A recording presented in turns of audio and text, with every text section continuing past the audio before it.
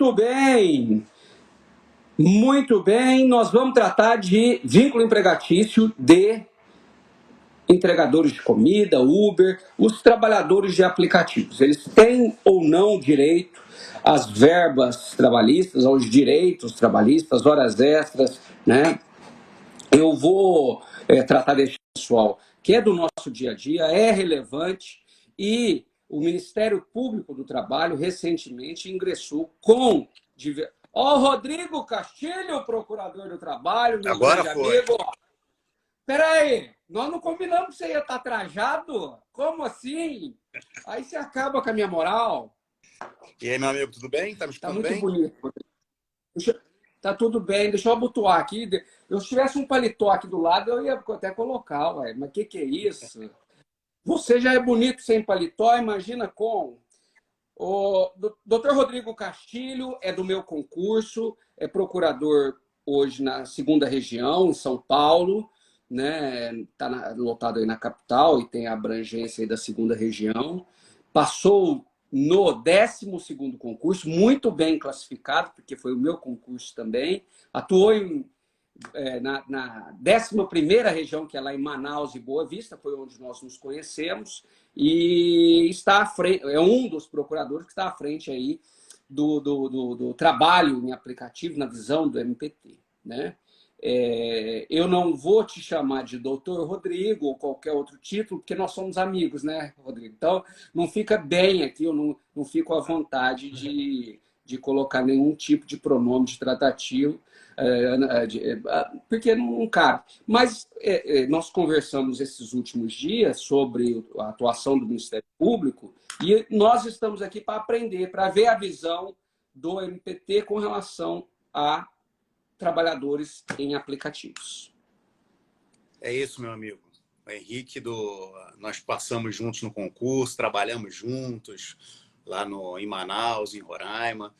E essa temática do trabalho via aplicativo, ela está muito em evidência, né? Então, o Ministério Público ingressou com diversas ações, né, tratando desse assunto, e há diversos projetos de lei também tramitando sobre essa temática. Então, acho um tema muito relevante para a gente tratar aqui na live. Eu vou tentar expor algumas ideias, um pouco da minha experiência também, que eu estou coordenando. Sou gerente nacional de um projeto do Ministério Público do Trabalho, chamado Plataformas Digitais, que estuda, né, esse tema.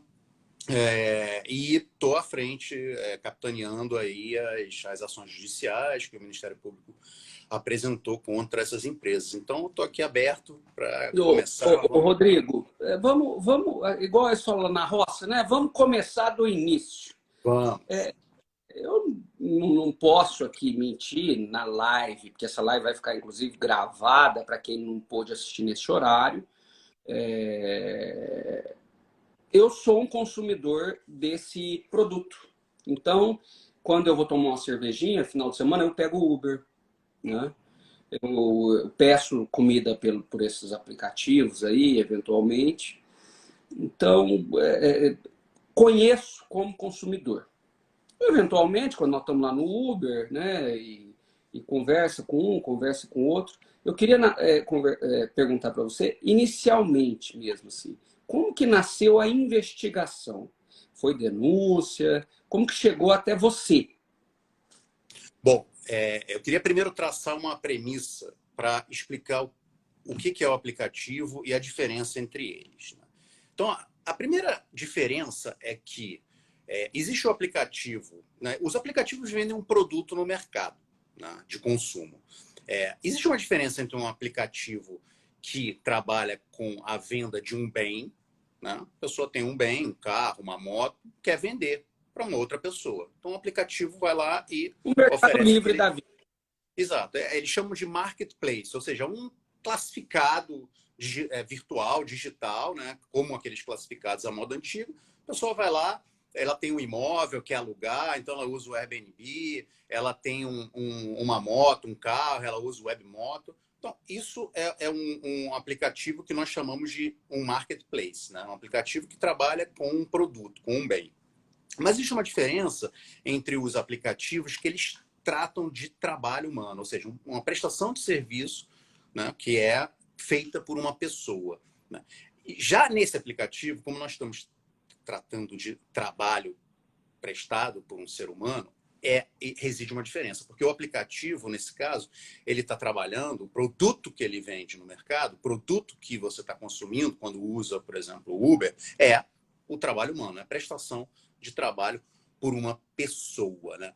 E a sua pergunta, né, óbvio que nós recebemos denúncias, né, no ano de 2016, 2017, quando essas empresas entraram no mercado, pedindo para o Ministério Público investigar, né, se essa relação jurídica entre aquele prestador de serviço e o aplicativo, essa relação era uma relação de trabalho, uma relação de trabalho subordinado, né, aí com vínculo de emprego, ou se realmente era um trabalho autônomo, né, se esses prestadores de serviço eram empreendedores individuais. Então, a partir disso, que o Ministério Público iniciou sua investigação. E nós separamos os aplicativos. Não, os aplicativos que vendem no mercado, né, a prestação de serviço, eles foram investigados. Aqueles aplicativos que trabalham com a comercialização de um bem e não envolve prestação de serviço, nós não investigamos, até porque não atrairia, né, a atribuição do Ministério Público do Trabalho para as relações de trabalho. Então, a partir disso, começaram as investigações. Essa diferenciação inicial é muito interessante. Já separa bem aplicativos de outros aplicativos que pegam aí o trabalho humano. Bom, mas muito bem. Aí chega a denúncia. Vamos dar um exemplo aqui, viu, Rodrigo? Como exemplo mesmo, do Uber e do iFood, que estão muito no nosso dia a dia, né? Sim, todos E aí? usam. E aí? Bom, a primeira perspectiva, né, que o Ministério Público enfrentou foi se a prestação de trabalho humano, né, o modelo, né, o padrão do Brasil, adotado pelo Brasil, nossa Constituição, nossas leis, é a relação de emprego. Esse é o padrão, né? É um patamar civilizatório mínimo, né? Básico de direitos.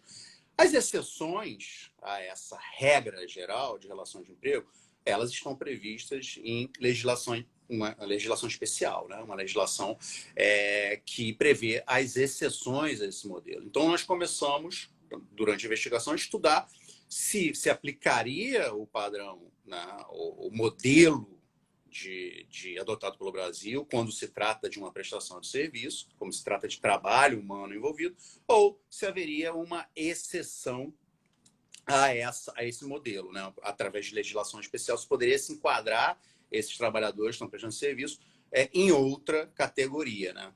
Em outra categorização. E aí nós começamos a desenvolver o trabalho e perceber que os aplicativos, né, eles usam uma tecnologia. E esse uso da tecnologia, ele não alteraria os fatores dessa equação. Ou seja, a tecnologia ela seria uma forma de contratação do trabalhador. E veja, o aplicativo, ele usa essa tecnologia para você encontrar um trabalhador, ele usa isso numa fase pré-contratual, ou seja, e a legislação do trabalho até prevê isso, no trabalho intermitente, né? O trabalhador tem a liberdade de aceitar ou não o trabalho, mas isso antes de ser contratado, né? A partir do momento que ele aceita aquela proposta do Uber, iFood, ou outros aplicativos de prestação de serviço, aí se iniciaria uma relação jurídica de trabalho entre eles. Então, o uso da tecnologia como uma forma de contratar uma pessoa para prestar um trabalho, né? Um trabalho feito através de uma pessoa, de um ser humano.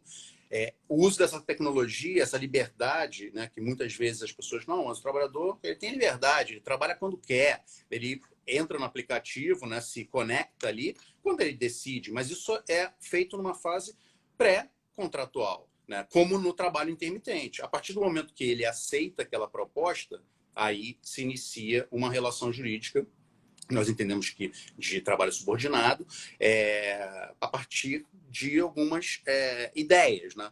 A partir do momento que o trabalhador aceita aquela proposta de trabalho, por exemplo, a empresa de aplicativo ela assume a gestão do trabalho, ela realiza o controle de como esse trabalhador vai fazer, né, aquela entrega, como o tempo, né, a rota que ele deve seguir, o tempo de execução daquele trabalho. Principalmente, o aplicativo estabelece o preço do trabalho, né? Essa é até uma contradição quando os aplicativos usam. Não, esse trabalhador ele é autônomo, né? Ele tem o poder de decisão. Não, mas o poder de decisão sobre o seu próprio trabalho, o maior poder que você tem é dizer qual é o preço do meu trabalho, quanto vale o meu trabalho. E quem dita isso é o aplicativo. Ele faz a precificação, né, que nós chamamos do preço do trabalho.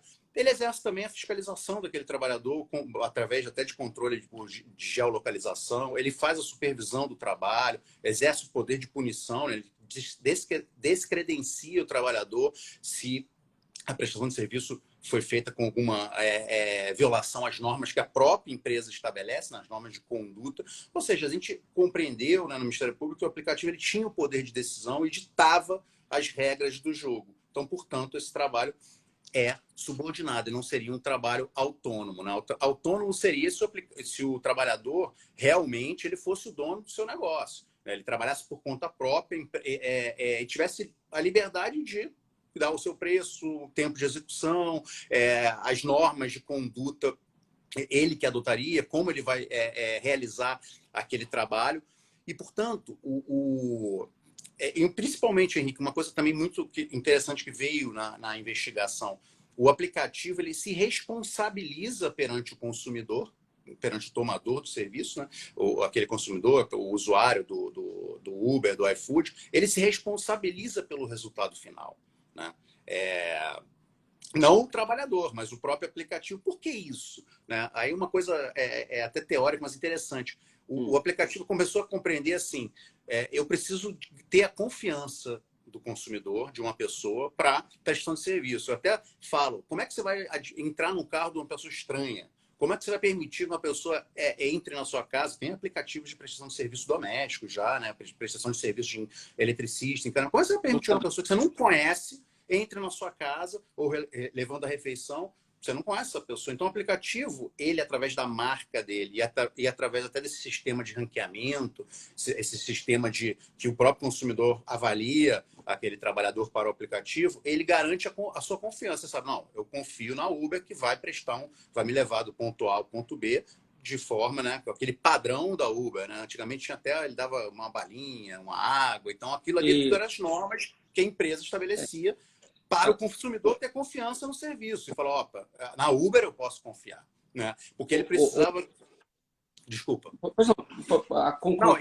Então, concluindo esse ponto da responsabilização, o aplicativo ele precisava, quando entrou no mercado, de uma padronização da prestação de serviço. Ela tinha que ser previsível para o consumidor, ela tinha que ser uniforme. Então, através da marca, desse sistema de ranqueamento, de reputação e do controle que ela exercia como a prestação de serviço ia ser feita, ela conseguiu a confiança dos consumidores e aí todo mundo começou, opa, esse aplicativo aqui eu posso confiar, ele é bom de ser usado porque tem uma empresa por trás que vai me garantir que aquilo ali vai ser feito, o resultado final vai ser bom. Entendi. Então, Rodrigo, para quem entrou agora, né, nós estamos conversando sobre a visão do Ministério Público dos trabalhadores em aplicativos. Nesse momento, né, tem decisões de todos os lados. E aqui, viu, Rodrigo, eu vou contar o caso de Ribeirão Preto, onde eu moro, onde eu sou procurador. Inclusive, você conhece aqui a cidade. Assim que a Uber chegou, eles distribuíram um folhetinho. Era um folhetinho bonito, assim, pelas ruas, shoppings, convidando as pessoas que queriam ser motoristas do aplicativo. Eles iam até, eu sei até onde é a base deles aqui, eles iam até essa base, faziam lá uma inscrição, precisava ter um modelo de veículo específico, o ano e tal, e tinha um treinamento muito rápido. Sim. Muito bem. E aí o motorista ia e começava a trabalhar pela Uber, né? E aí, meu amigo, ouvindo você falar, tudo nessa vida, tudo no mundo e o mais bonito da sociedade, cada um tem um ponto de vista de acordo com o que viveu, com o que estudou, com o que acredita, as convicções religiosas, políticas e por aí vai. Então, aqui, o nosso bate-papo não é para convencer ninguém, mas para dar a visão atual do Ministério Público nessas ações aí que vocês estão ingressando. Naquele momento, eu fui instigado pelos alunos, os cursos que eu dou aula, o próprio MPT, a escrever sobre o assunto, com as ideias que eu tinha, o estudo que eu tinha naquele momento. Nós estamos falando aí de 2019, mais ou menos. E eu escrevi que, naquele momento, não conseguia enxergar o vínculo empregatício com os elementos que eu tinha, né? E, sobretudo, com relação à subordinação, que batia muito aí, que ele desliga o aplicativo e fica 3, 4, 5, uma semana sem usar. Às vezes ele vai usar o aplicativo à noite, ali, porque ele já tem um emprego durante o dia ou não. Então, eu fui em cima da subordinação quando eu escrevi lá atrás. Uhum. Né?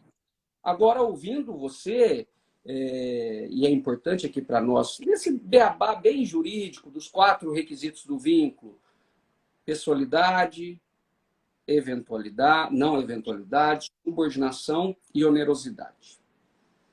Você acha que assim, no básico, lá no rame-rame da faculdade, você acha que preenche os 4 requisitos? Bom, vamos lá. Eu vou até acrescentar um quinto requisito, que seria a alteridade, que seria, né, a gerência do negócio.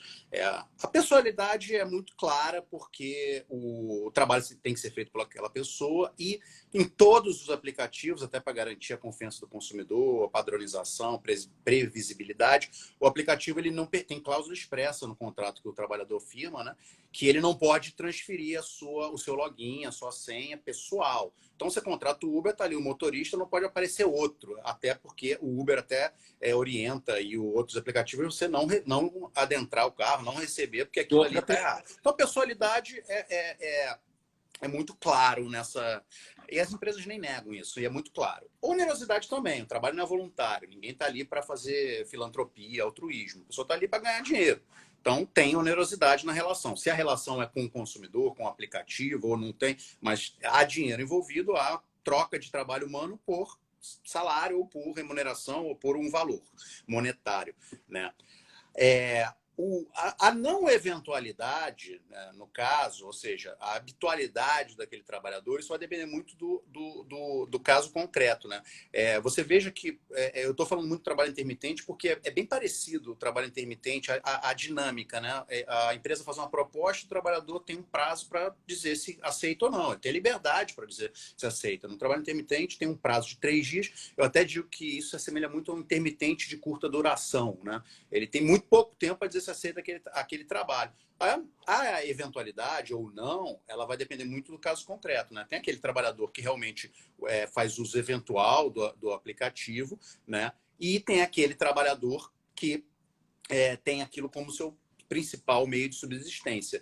Mas se nós analisarmos aí mais juridicamente a eventualidade, ela pode também estar uma perspectiva de que o trabalho não precisa ser contínuo, né? Não é a questão da frequência do trabalho que garante a eventualidade, a habitualidade ou não, e sim o trabalhador se engajar, né? se inserir na empresa, né? Na dinâmica da empresa, e nós entendemos que essas empresas de aplicativos são empresas de transporte. Um detalhe interessante é que elas alegam que não são empresas de transporte, mas no registro de marcas e patentes, a marca Uber, por exemplo, foi registrada pela Uber como transporte. Então, você não pode criar uma empresa de transporte Uber, porque a marca está registrada pela Uber e ela se registrou como empresa de transporte. Então, os trabalhadores estão inseridos na dinâmica normal da empresa. E, além disso, eles nutrem uma expectativa de ter trabalho ali. Né? Às vezes não chega a proposta para ele, mas é uma expectativa de realizar o trabalho. Então, a eventualidade, por esse prisma, nós entendemos que está também configurada. Até porque a maioria dos trabalhadores que estão ali realmente estão para exercer a sua atividade, né, como um meio de subsistência mesmo. Né? E a continuidade não seria o empecilho para isso. Né? E a subordinação jurídica aí já é o ponto assim, mais o ponto nevrálgico, né? O ponto mais relevante das controvérsias. Né? A subordinação jurídica na sua configuração clássica, né, do controle direto, do empregador ao trabalhador, isso, né, não ocorre mais, porque esse controle pode ser feito por sistemas eletrônicos de computador. Né? Teve até uma alteração na CLT, inseriu o parágrafo único no artigo 6º, que prevê isso, né? Que meios telemáticos e informatizados de controle daquele trabalhador. Né? Então, nesse caso dos aplicativos, esse controle se dá, nós chamamos até de subordinação cibernética ou algorítmica, né? Que é um novo termo para caracterizar uma subordinação que se dá por esses meios informatizados, né? De controle do trabalhador. Então, o trabalhador ali, o algoritmo que decide o preço, decide para a rota que ele tem que ir, decide que propostas ele vai receber ou não, decide os incentivos que ele vai ter, né? Muitas vezes, quando está dias de chuva, por exemplo, o aplicativo, outros trabalhadores não estão ingressando no aplicativo, né? Nos horários horário de de pico. pico, aquele preço dinâmico, né? Então, é um controle do trabalhador, né? Através de incentivos, prêmios, né? Então, o aplicativo exerce o controle, ele faz a gestão do trabalho através do meios telemáticos, do aplicativo, faz o controle, como deve ser feito, tudo através do computador, não tem mais aquele chefe da moda antiga, do chão de fábrica, dando ordem, é uma subordinação diferente da clássica, né? Tem que ter realmente a gente tem que ter uma compreensão de vanguarda nisso, né? Não adianta a gente ficar uma interpretação assim retrospectiva, não, cadê o chefe desse trabalhador? Não, o chefe é esse sistema de computador, é esse algoritmo que controla as ações do trabalhador, né? Que tem o poder de decisão de como as coisas vão ser feitas. Então, o último requisito, que é a alteridade, alguns autores utilizam, né? Outros não, mas é óbvio que o negócio que foi montado, né, ali de transporte de pessoas foi montado pela Uber, né? Não pelo trabalhador. Então, eu até brinco, ele não pode ser o empreendedor do negócio alheio, né? Ele tem que ser o empreendedor do negócio próprio para ser considerado um autônomo. E, no caso, ele está empreendendo o negócio da Uber. A Uber, que é a dona do negócio, se responsabiliza.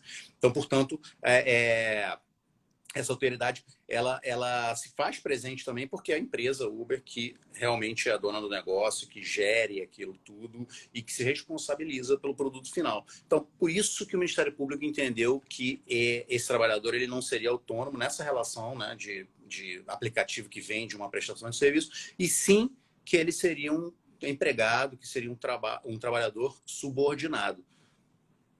Muito bem, muito bem. Gostei. Gostei de ver você falando de direito de trabalho com detalhamento e sofisticação. Aprendi com você, Muito né? difícil, Rodrigo, a gente assistir pessoas falando com fluidez sobre o direito de trabalho, né? E o direito de trabalho mais atual, como você chamou de vanguarda, né? Ô, brother, mas veja que a não eventualidade que a CLT foi sábia ao dizer esse.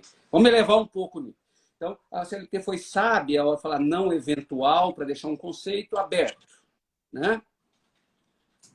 Então, a última vez que eu dei aula na graduação, eu dava aula às quartas-feiras à noite e eu tinha o requisito da frequência. Todas as quartas-feiras à noite eu estava lá.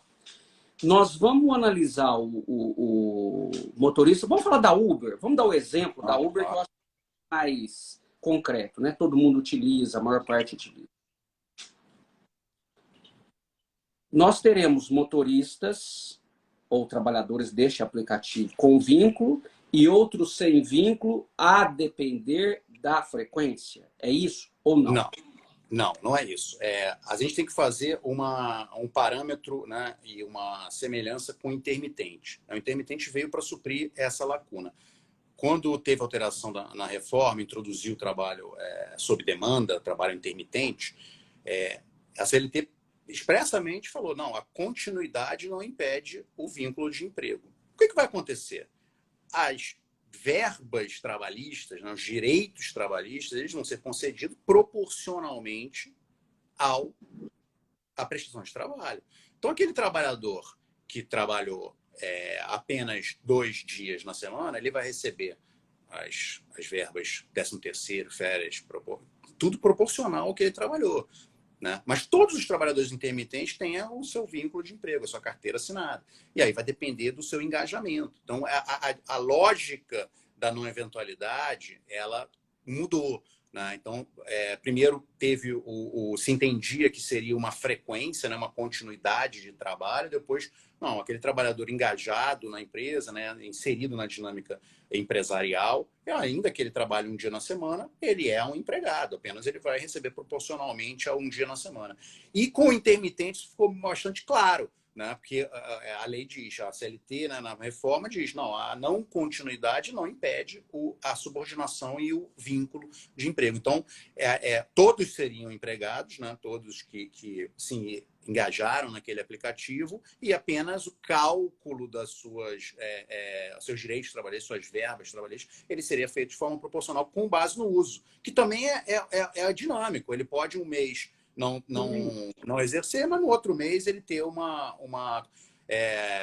frequência maior. Então, vai depender de como foi estruturado aquele negócio do aplicativo e também do trabalhador exercer, né, as ofertas, a aceitação das ofertas. Então, seria isso. O Rodrigo, para quem está nos assistindo aí, assistir a live depois, eu quero só pontuar que, nesse momento, né, Vossa Excelência, com esses argumentos, modificou uma parte dos meus livros, tá? Então, eu preciso revisar o que está escrito lá, inclusive das aulas. Porque, veja... Não, fale. Não, eu ia mudar, eu ia botar um outro tempero aí, né, nessa nossa discussão, mas eu quero que você fale primeiro. Porque, veja, o meu olhar era muito limitado a... Eu até anotei aqui para mudar lá depois dos livros, mas não vou colocar Vossa Excelência como coautor, vou citar suas ações lá. Eu batia muito na subordinação quando eu escrevi, né? Porque não enxergava esses detalhes e não conhecia os contratos. O dia que ele quer trabalhar, ele trabalha, o dia que ele não quer, tal. E a não eventualidade, que é essa frequência, eu conheço motoristas de Uber que ficam semanas sem trabalhar. Assim como eu conheço outros que trabalham sempre, né? Mas o raciocínio, não sei se foi desenvolvido por você ou por essa equipe toda, a hora que você faz o raciocínio semelhante ao intermitente, isso me convence. Porque você traz os requisitos do vínculo e fala, peraí, tá com problema para pagar? O intermitente não tem problema para pagar, porque ele só trabalha um dia e recebe por aquele dia. Né? E o outro fato que você falou aí, que pode servir para os nossos colegas aí que advogam, né? Inclusive vão ter clientes da Uber, mas veja, a punição, né? Se ele não cumprir as regras ali, ele pode ser punido. O trabalhador autônomo não é punido. Eles pegam um gancho lá, não pode usar o aplicativo por alguns dias, não é isso? Suspensão, sim, a suspensão. Se ele descumprir algumas normas de conduta, né, que a própria Uber estabelece, né, ou os aplicativos no seu termo de uso, eles chamam de termo de uso, mas na realidade é um contrato que o trabalhador firma, né, com a empresa. Eu queria falar um negócio interessante e aí falando uma coisa histórica e mais uma análise econômica. Quando a Uber entrou no mercado, e as empresas de aplicativo, elas encontraram uma situação assim, perfeita na economia, que se chama... Ele tinha um mercado não regulado, né? Não havia uma regulação de entrada para essas empresas, né? E o que eles conseguiram? Eles obtiveram um monopólio não concorrencial com os próprios trabalhadores. A Uber, por exemplo, transporte de pessoas. Como é que era feito o transporte de pessoas privado, né? Não coletivo? A pessoa tinha que ter uma autorização, né? Uma permissão do poder público, uma licença que chamava autonomia, para ele poder dirigir um táxi. Por que o Estado se imiscuía nisso? Né? Por que o Estado tinha interesse nisso? Não, você pode, né, prestar o serviço, a pessoa quer te contratar, vai.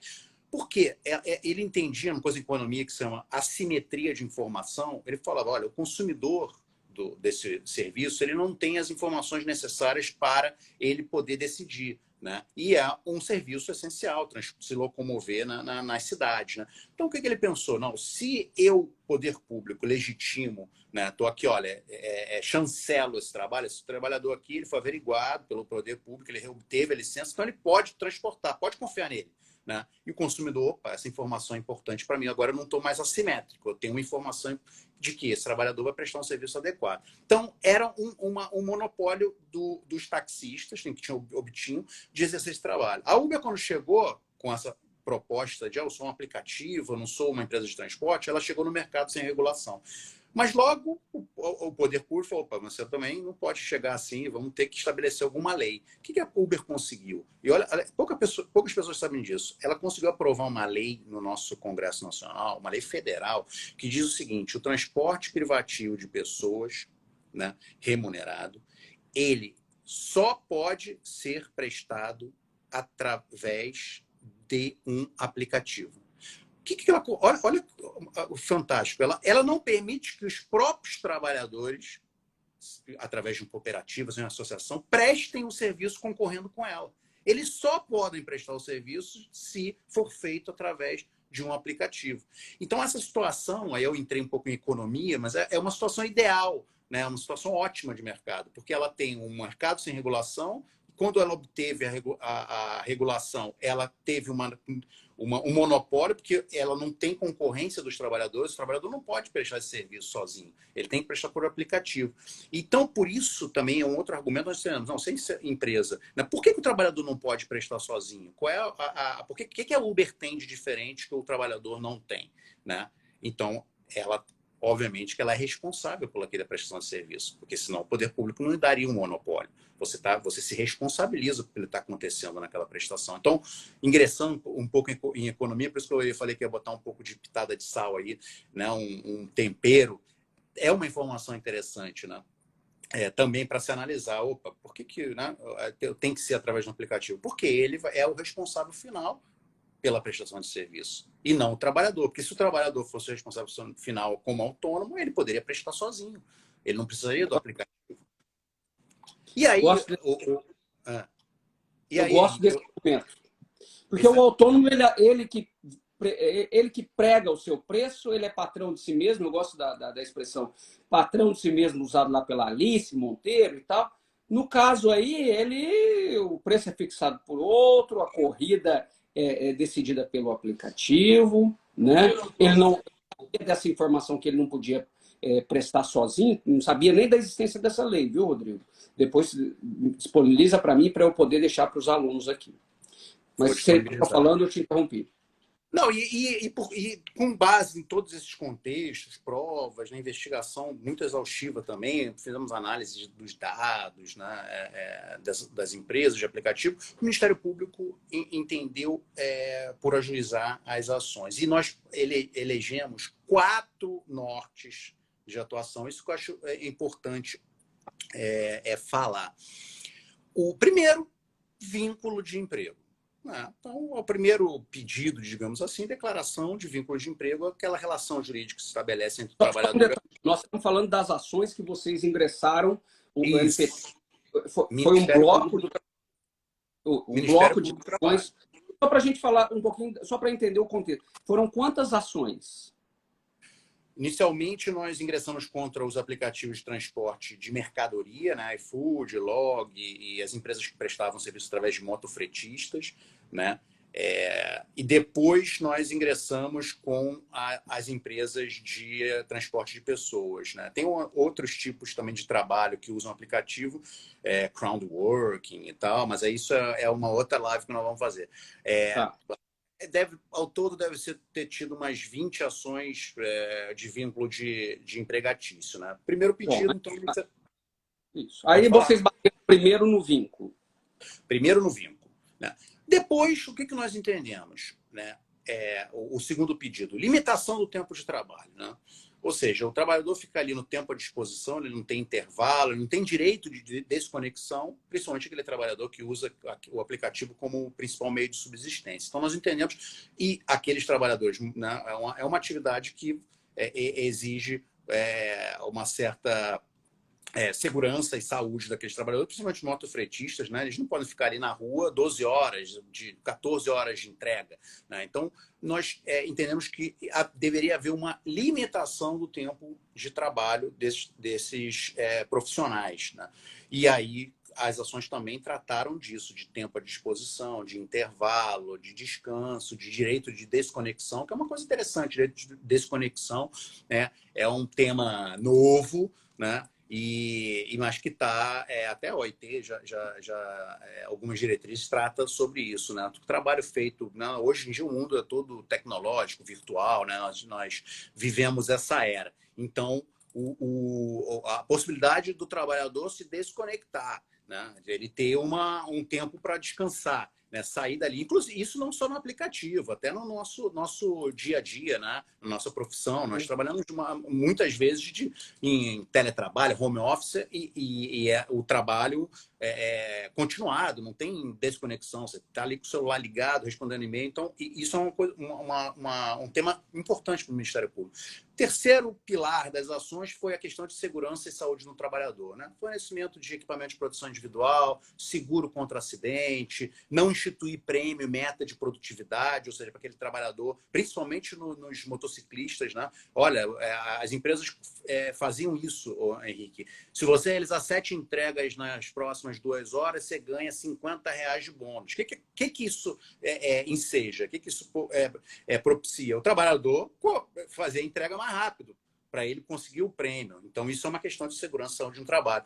Locais de apoio, abrigo, convivência, né? Você vê, isso é fácil perceber. Os trabalhadores ficam ali perto dos restaurantes de maior movimento, todos ali, amontoados, esperando o chamado. Está chovendo, uma intempérie ali. Como é que esses trabalhadores... Então, as empresas também garantir locais de apoio, de vivência para esses trabalhadores. E, por fim, né, um quarto pilar dessas ações, né, que nós apresentamos aí ocorreu a pandemia. Nós estávamos no meio das investigações, ali as ações e tudo mais, e veio a pandemia de Covid-19. Entregadores de aplicativo, motoristas foram considerados atividades essenciais. Então, o que nós percebemos? Proteção na saúde do trabalhador durante a pandemia de Covid, para a prevenção e proteção de exposição ao risco de contágio, para que as empresas de aplicativo adotassem protocolos de segurança preventivos, dar informação e orientação aos trabalhadores, porque o próprio trabalhador, né, ele não tem as condições de obter essas informações e orientações, né? Quem é a parte, né, com aptidão para dar essa informação e orientação? O aplicativo. O aplicativo implementar medidas de controle sanitário, medidas epidemiológicas, né, para que esses trabalhadores, como você vai realizar a entrega, fornecimento de EPI, máscara, álcool em gel, né? E uma coisa inovadora também, que eu falo que eu gosto muito da atuação do Ministério Público, uma atuação de vanguarda, né? Porque eu acho que a gente tem a função assim, do procurador, muitas vezes, é promover o debate e apresentar ideias que estão à frente do seu tempo mesmo, para a sociedade refletir sobre isso. Nós pedimos renda mínima de subsistência para aqueles trabalhadores que fossem afastados de suas funções por conta da contaminação de Covid, e para aqueles trabalhadores que convivem com pessoas infectadas, né? E aí, portanto, não deveriam trabalhar, mas esse trabalhador não tinha incentivo para isso. É meu meio de subsistência. Eu estou com uma pessoa infectada em casa, mas eu não posso deixar de trabalhar, porque senão eu não recebo nada. Então, qual é o incentivo que ele tinha? Nenhum. A empresa institui isso, e principalmente para aqueles trabalhadores que faziam parte de grupo de risco. Imagina, uma pessoa que faz parte do grupo de risco, mas ela trabalha no aplicativo, então ela vai trabalhar, mesmo arriscando a própria vida, porque ela está no... Ou eu protejo minha vida, ou eu tenho minha subsistência. Então eu vou para minha subsistência, porque não tem... E as empresas tinham condições disso. Algumas empresas, Henrique, pouco a gente sabe, mas até chegaram a fazer acordo da renda mínima de subsistência, né? Compreenderam a nossa argumentação, e essas ações, principalmente na Covid, os tribunais foram acolheram essa tese e responsabilizaram as empresas, né? A controvérsia do vínculo de emprego realmente há uma divergência jurisprudencial enorme no Brasil, né? No mundo também, o mundo está caminhando para o reconhecimento do vínculo, mas no Brasil ainda há muita divergência. Agora, da proteção durante a pandemia, os tribunais foram muito favoráveis ao Ministério Público. E veja que essa proteção ela pode ser concedida independente do vínculo de emprego. Isso nós suscitamos nas ações também. Estou discutindo o vínculo, se ele é empregado ou não, ainda que ele seja um autônomo, um empreendedor, mas a empresa que deve se responsabilizar por isso, porque a empresa que tem condições disso. O consumidor não tem.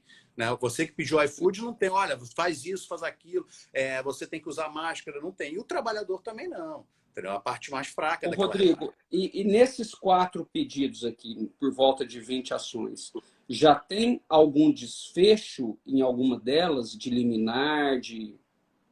Bom, tem 2 ações que foram sentenciadas, né? O caso realmente é complexo, imagina, estudar os algoritmos, os dados todos dos trabalhadores. 2 ações que foram sentenciadas. Uma foi favorável ao Ministério Público com relação ao vínculo e outra foi desfavorável, né? A desfavorável está no tribunal, né? Nós interpusemos recurso e não foi julgada ainda. A favorável teve, infelizmente, uma reversão no tribunal, recurso da empresa, e agora está em barros de declaração, para pré-questionamento, ela possivelmente vai subir ao TST com recurso de revista, né? Mas ações individuais, sim. Aí nós temos uma flutuação grande de jurisprudência, né? Eu posso dizer assim, de meio a meio, jurisprudência em casos individuais reconhecendo o vínculo e jurisprudência desconsiderando o vínculo de emprego. E os tribunais agora, 5 tribunais, uma informação bem interessante, 5 tribunais começaram a utilizar uma coisa chamada jurimetria, ou manipulação de jurisprudência. O que essas empresas de aplicativos fazem? Então, elas têm bancas de advogados, os melhores do país, e tem como mapear todas as ações. Então, quando ela percebe, isso geralmente no tribunal, percebe que aquela turma ou câmara vai julgar desfavorável, pela composição, né? Faz um estudo mesmo analítico ali dos tribunais, ela propõe acordo. E aí, para não ter jurisprudência desfavorável, para não criar dissídio jurisprudencial e permitir subida para o Tribunal Superior. Então, 5 tribunais do Brasil já reconheceram a jurimetria, a manipulação de jurisprudência, e não homologaram acordo e foram para o julgamento. Então, essa é uma coisa também nova para o pessoal que está assistindo a live, que no Brasil, nos Estados Unidos, eles usam muito isso também. Começou lá esse estudo, mas no Brasil nós importamos isso e estamos começando. A gente iniciou esse trabalho de demonstrar para o tribunal que a manipulação de jurisprudência através de oferecimento de acordo em potenciais causas de derrota, né? Então, isso é um dado interessante aqui. E concluindo, a lei é 13.640 de 2018, artigo 4º, inciso 10º, né? A prestação de serviço remunerado de transporte de passageiros para a realização de viagens individualizadas, elas devem ser solicitadas exclusivamente por usuários previamente cadastrados em aplicativos ou outras plataformas de comunicação em rede. Então, você veja que se criou esse monopólio. Então, é isso, Henrique. Sobre aplicativos... Muito interessante. E, Rodrigo, eu tive, cara, agora com a volta das aulas presenciais, 5 convites de 5 escolas da magistratura diferentes. E para falar agora do marco regulatório, da Lei Geral de Proteção de Dados, da vacinação, esses assuntos atuais, para fazer uma aula de atualização para assistentes, juízes. Eu vou incluir esse assunto do motorista de aplicativo na visão do MPT, até para instigar nos juízes e assistentes o debate, né? Vou ter que mudar no livro, inclusive, não tinha o conhecimento aqui, por exemplo, dessa lei, dos requisitos básicos do vínculo. Eu gostei muito aqui da subordinação cibernética ou algorítmica. Esse termo foi você que usou ou você pegou de alguém? Eu devo ter pego de alguém, né? Na vida nada se cria, né? Tudo se copia. Mas eu não sei quem foi que usou em primeiro lugar. Eu vou pegar de você. Ô, Rodrigo, duas perguntinhas para a gente encerrar. Sem dúvida, uma das lives mais interessantes que eu fiz esse ano foi essa aqui, que foi um aprendizado. Você enxerga, número um, a perguntinha número um para a gente já ir chegando ao final, que a Uber pode ser responsabilizada eventualmente pela conduta de um motorista, do trabalhador de aplicativo, por uma violência sexual, né? Como você enxerga essa responsabilização da Uber? Estou dando um exemplo da Uber, mas poderia ser outros, tá? Pelos atos de seus motoristas, dos seus trabalhadores aí, os prestadores de serviço, parceiros, como eles chamam, né? Parece que eles utilizam a terminologia parceiro, depois você me corrige. E a segunda, qual o impacto das ações do Ministério Público do Trabalho para os consumidores? Bom, no primeiro ponto, a jurisprudência do Brasil, né, já está até consolidada que a Uber, independente se a relação é de emprego ou não, né, ainda que uma relação de consumo através de autônomo, ela tem responsabilidade perante o consumidor por qualquer tipo de problema que na prestação de serviço ocorra, né? Então, isso já está pacificado. O precedente disso é um precedente internacional. Teve um caso de estupro no passageiro do Uber na Índia, né? E a Uber inicialmente não tem nada a ver com isso. E o governo, né, da Índia, né, o Estado, colocou a Uber na parede e falou: olha, se você não se responsabilizar por isso, você está fora do país. Então a Uber voltou atrás e pegou muito mal com os consumidores também isso, e reconheceu nesse precedente internacional de que ela tinha sim responsabilidade, até porque ela faz o cadastramento, o rastreamento, o controle de localização, então ela teria sim a responsabilidade por isso. Mas o STJ já tem precedente disso, né? Que a empresa de aplicativo é responsabilizada perante o consumidor por aquele produto que ela está vendendo, né? O impacto das ações também eu vou buscar precedentes internacionais, né? Muito se falou, olha, se tiver vínculo de emprego, as empresas vão sair do país, né? Não vai E essa pergunta, viu, Rodrigo, só te interrompendo, essa pergunta eu vi aqui pelo menos umas 10 vezes na live. Bom, mas e os consumidores? Como que fica? Vai aumentar o preço, né? Não, para os consumidores, o serviço é prestado de forma mais rápida e mais barata. Então, o consumidor está atento a isso porque, para ele, o aplicativo foi uma inovação boa, né? Nas relações no mercado de consumo, né? Eu vou citar também precedentes internacionais, né? A gente tem que falar qual é a experiência, o que aconteceu em outros países, né? Para a gente poder fazer uma previsão do que aconteceu no Brasil, né? Nós temos os principais países, né? Alemanha, França, Itália, Espanha e a Califórnia. Eu falo Califórnia porque nos Estados Unidos cada estado tem uma lei trabalhista. Esses 5, e Holanda, agora a Holanda saiu recentemente. Então, esses 6 países, né, são países que a gente pode usar de exemplo, principalmente a Alemanha, Espanha, Itália, França também, porque são países que a legislação trabalhista é bem similar à Justiça do Trabalho, até Ministério Público, Fiscalia do Trabalho, lá na Espanha. Então, é bem parecido. Esses países estão começando a reconhecer a relação jurídica, o vínculo de emprego com a Uber, né? Com algumas peculiaridades em alguns países, né? Mas eles não são mais considerados autônomos. Às vezes o intermediário ali com alguns direitos, às vezes um empregado mesmo. E a Uber não saiu desses países. A Uber continuou nesses países, se adequou e continuou operando nesses países, né? Então, a experiência internacional mostra que esse argumento não é um argumento que se concretizou na prática, né? Porque diversos países estão reconhecendo direitos, em alguns em menor medida, outros em grande medida, e as empresas de aplicativos se adaptaram a essa nova realidade do mercado e continuaram operando nesses países. E não há nenhuma indicador, né, nenhuma indicação de que o preço aumentou a ponto dos consumidores deixarem de usar os aplicativos. Então, eu responderia essa pergunta trazendo a experiência internacional. O que está acontecendo no mundo? Uhum. Excelente, excelente. Muito bem, doutor Rodrigo, mas excelente a live para o meu aprendizado e acredito para muitos advogados, inclusive para os advogados levarem isso ao judiciário, eventualmente, com clientes aí, né, no dia a dia, seja de um lado, seja de outro.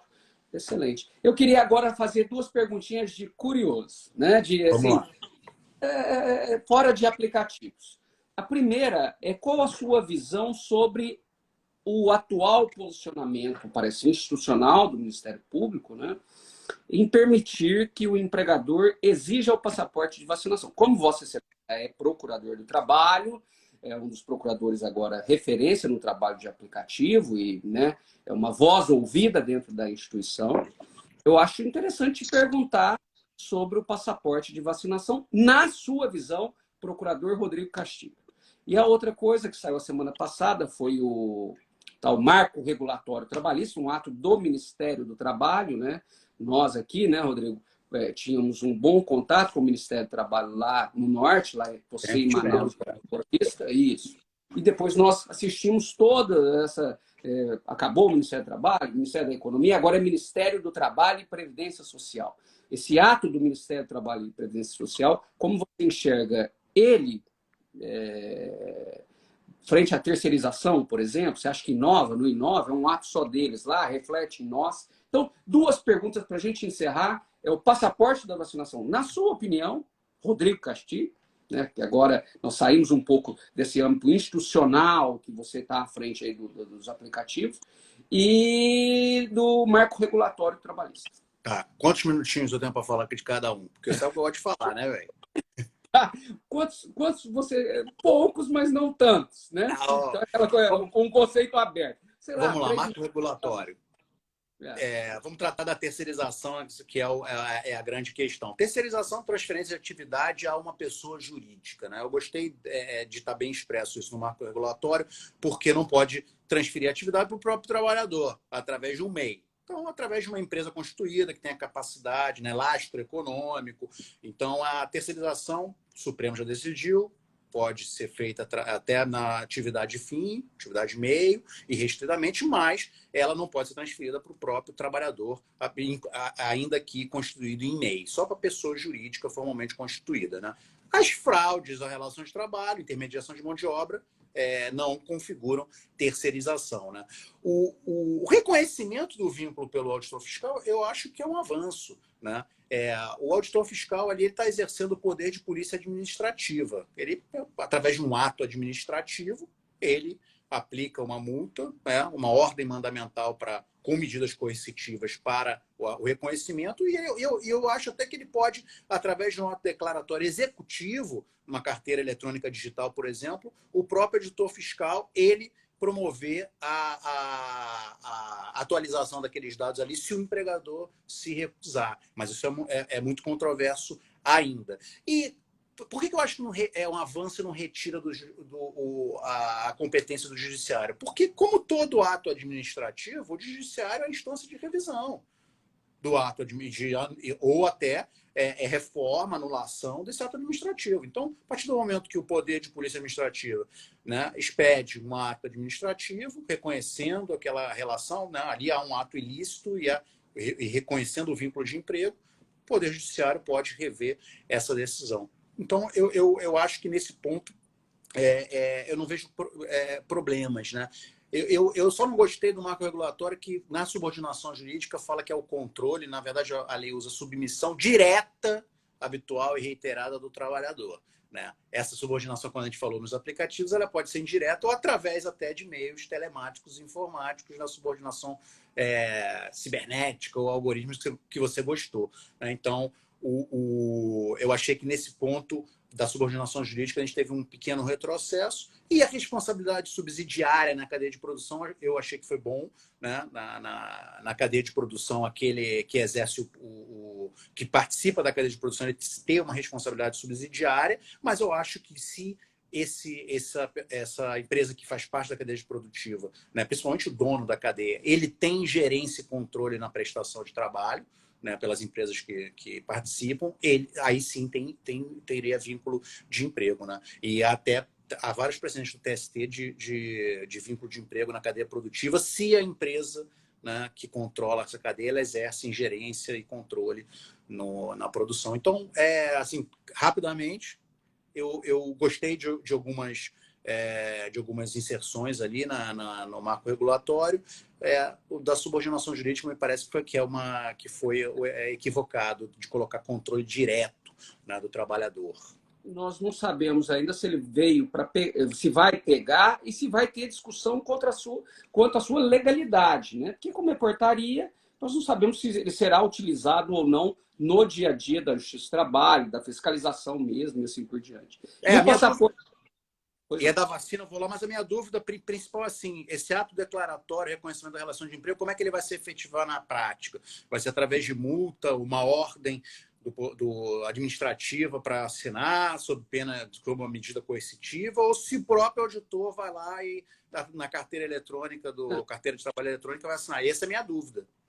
Eu conversei com vários auditores, até por conta de um curso que eu estou dando do marco regulatório, e hoje, Rodrigo, é assim, o auditor fiscal chega na empresa, tem uma informação prática para quem vai assistir a live ou está assistindo. O auditor fiscal chega e se ele identifica uma fraude na terceirização, a maior parte dos auditores não colocam a mão nisso, porque o TST tem um informativo no sentido de que fraude na terceirização não é atribuição do auditor fiscal. Então, muitos já falam, é fraude, mas eu não posso fazer nada. E eles estão muito amarrados no dia a dia a um ementário. Então, você que gosta de comprar algumas coisas pela internet, que eu sei, você coloca seu CEP lá. Vai comprar no aplicativo, você coloca lá o CEP. Ele preenche todos os dados lá, o seu endereço, o número do apartamento, aquela coisa, O ementário, para o auditor fiscal, é como colocar o CEP nesse lugar. Eles colocam o ementário e já preenche tudo. E não tem um ementário de fraude à terceirização. Então, eles ficam amarrados no dia a dia para essa autuação, né? O marco regulatório vem e dá essa possibilidade, pelo menos uma interpretação, mas que, na prática, nós não sabemos se vai ser possível eles fazerem ou não. Bom, muito bem, muito bem, muito bem, mas o mais interessante é aquela pergunta, e daí? O que faz com isso? É que agora as empresas, por um lado, ficam mais atentas, porque elas podem ser autuadas por isso, e, por outro lado, os trabalhadores ficariam mais resguardados para não sofrerem fraudes e tal. Advogados de empresa vão falar, bom, esse marco regulatório não serve porque não é lei e tal. Então, nós vamos assistir um debate jurídico em cima do marco regulatório, né? Mas eu queria te ouvir para a gente encerrar do passaporte de vacinação. Bom, para iniciar a conversa sobre vacinação compulsória ou sobre exigência de atestado, a gente tem que trabalhar com direitos individuais versus direitos da coletividade. Então, aí é uma potencial colisão. O direito da coletividade de proteção à saúde, à vida, e o direito individual à liberdade de agir como, né, a sua consciência manda. Aí vem o caso da escusa de consciência. O que seria isso? Não? Você tem uma obrigação legal, mas você apresenta uma escusa de consciência, diz, não, eu não concordo com isso, por uma questão filosófica, uma razão religiosa, política, e, portanto, eu quero uma obrigação alternativa porque eu não concordo com isso. Isso está vindo à tona agora porque a gente está vivendo num mundo polarizado, muita discussão política em torno da vacina, então muitas pessoas, eu não tenho liberdade de não vacinar porque isso é uma escusa de consciência, e que isso é um direito acima do direito da coletividade de se proteger.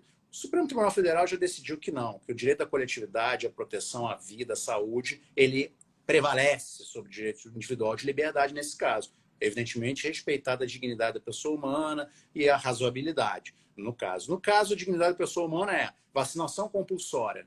Não é a vacinação forçada. Eu não posso ingressar na casa de alguém, puxar pelo cabelo, vai tomar vacina. Isso fere a dignidade. Mas eu posso criar medidas coercitivas indiretas para induzir a pessoa a se vacinar voluntariamente. Isso parece razoável. O Supremo Tribunal Federal já tem precedente sobre isso, mas perguntou a minha opinião.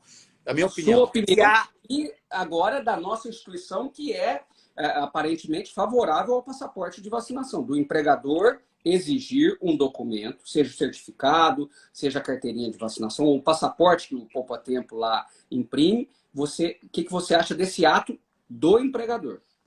Bom, geralmente quando colisão de direitos fundamentais, né, o legislador é a instância que deve decidir esse conflito, né, em primeiro lugar. O Poder Judiciário, muito residualmente, sempre com autocontenção. O legislador é o foro ali para discutir, ó, há dois direitos, o que vai prevalecer?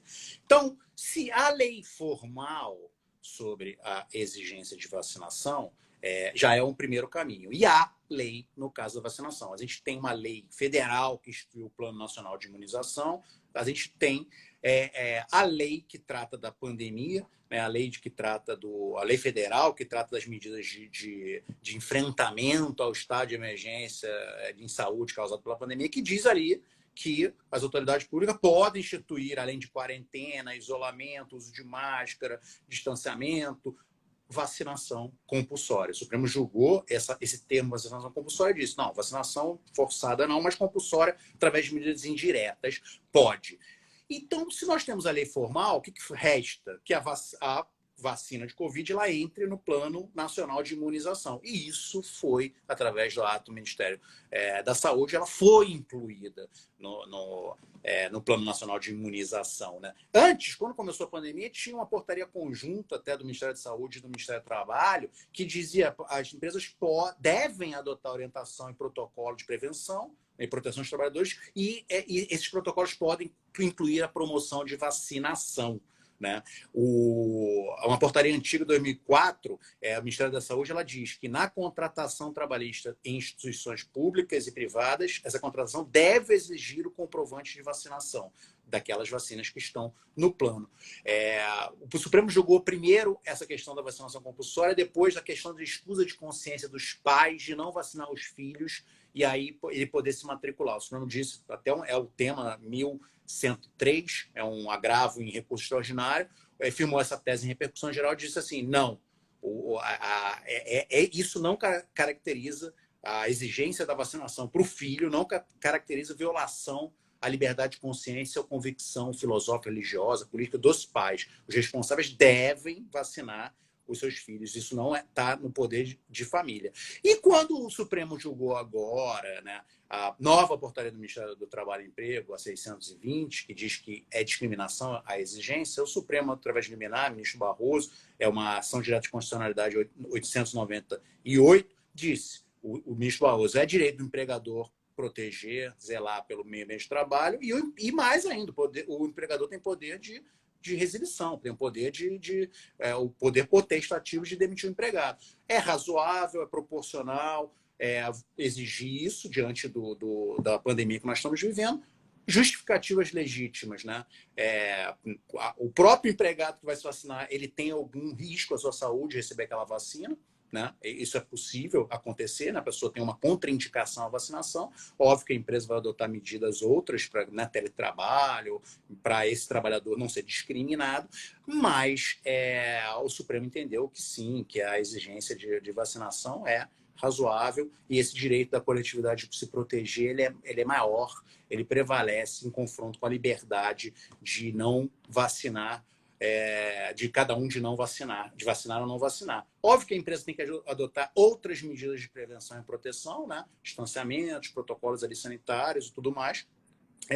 Aqueles trabalhadores em teletrabalho, home office, evidentemente que não se justificaria a empresa exigir a comprovação para ele continuar no trabalho, porque ele trabalha em home office, ele não tem contato com outros, né? Mas a minha opinião pessoal é que porque há uma lei formal, né, determinando que a comprovação de vacinação ela é legítima para acesso, né, em alguns estabelecimentos e na contratação por instituições privadas, e a vacinação de Covid entrou no Plano Nacional de Imunização, portanto, a empresa pode exigir.